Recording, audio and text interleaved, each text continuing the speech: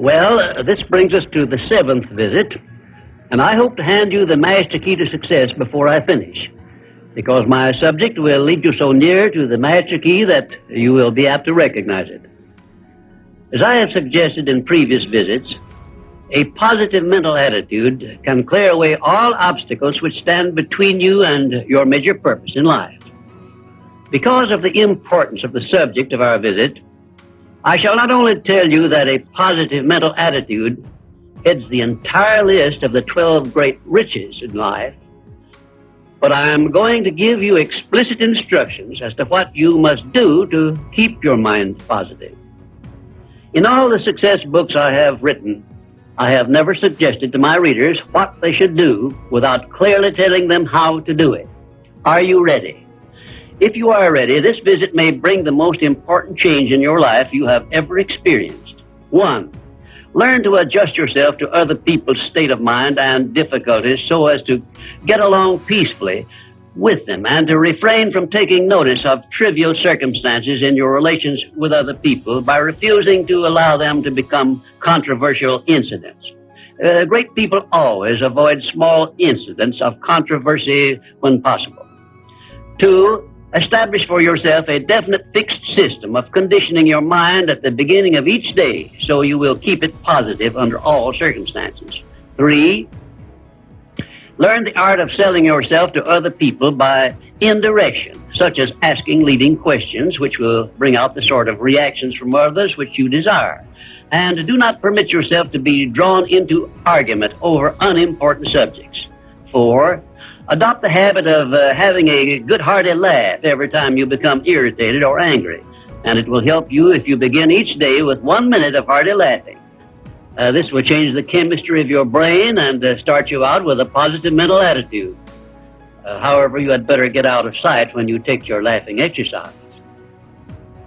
5. Start each day with an expression of gratitude for all the adversities, defeats, failures you have experienced in the past, and search for the seed of an equivalent benefit these have yielded you through the passing of time. Then give thanks for the blessings you expect to receive during the day. 6. Learn to concentrate your attention on the can-do portion of all of your problems and desires and start action where you stand in carrying out this portion. No matter what may be your problem or your desire, there is always something you can do right now that will help you. Find out what this something is and do it. 7. Learn to transmute all unpleasant circumstances into immediate action which calls for a positive mental attitude, and make this a fixed habit. For example, when you are angry, switch your mind to some sort of action in connection with your hobby or your major purpose in life, and keep it busy with that subject for 5 minutes. 8. Recognize that every circumstance which influences your life, whether it is a pleasant or unpleasant circumstance, is grist for your mill of life, and so use it to make it pay you dividends in one form or another, remembering, meanwhile, that your strength grows out of your struggles. Follow this instruction, and you will soon learn that there is no such thing as an unprofitable experience. 9. Look upon your life as a continuous process of education, of learning from all your experiences, good and bad, and to be always on the alert for gains of wisdom which come to you a little at a time in both your pleasant and unpleasant experiences. 10. Make the world over to fit your own pattern if you choose, but begin with yourself in some sort of self-improvement which will make you more open-minded, patient, and generous in your relations with others. 11. Express gratitude twice daily for your recognition of the fact that you have been given complete control over your own mind, and ask for guidance in order that you may use this profound gift wisely in all your thoughts and acts. 12. Go out of your way daily to comment enthusiastically on the good qualities of those with whom you live and work, but do not mention their negative qualities. Then, observe with benefit to yourself how quickly others will begin to concentrate on your good qualities. Remember, I'm still talking about how to keep your mind positive. And 13, Accept all criticism of yourself as an occasion for self-examination to determine how much of it is justified, and you will be sure to make startling discoveries about yourself which will help you to the remainder of your life. 14, do not accept from life or anyone else anything you do not desire. And remember that Mahatma Gandhi proved himself to be more powerful than the great British military forces by this simple method of passive resistance. 15, remember always that there are two kinds of circumstances which cause you to worry. Those you can do something about and those you can do nothing about. Nothing, that is, except to use passive resistance and refuse to permit them to worry you. 16, keep your mind eternally engaged in thinking of that which you desire most, your major purpose in life, so no time will be left for you to waste on thinking of that which you do not want.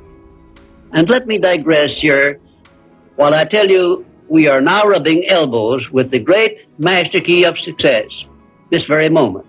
And 17, if you should ever be so unfortunate as to feel sorry for yourself, look around until you find someone who is worse off than yourself and start where you stand to give him help. Make this procedure a habit, and you will witness one of the great miracles of life, because that which you do to or for another, you do to or for yourself. And 18, choose some person whom you consider to be the sort of person you would like to be. Then go to work and emulate that person in every way possible. Great people have always been hero worshippers, but they pick the right sort of people to emulate. 19, cultivate your tone of voice so that your words have a pleasing musical sound. And remember that the sound of your voice is an open window through which other people look into your very soul. It will be a profitable investment if you will get a tape recording machine and record samples of your voice daily while you practice the art of expressing yourself through a friendly sounding voice. If you are engaged in selling, this practice will quickly pay off in monetary dividends. 20, last but by no means the least, write out this sentence and paste it in a prominent place where you work and on a mirror where you see yourself in your home. Whatever the mind can conceive and believe, the mind can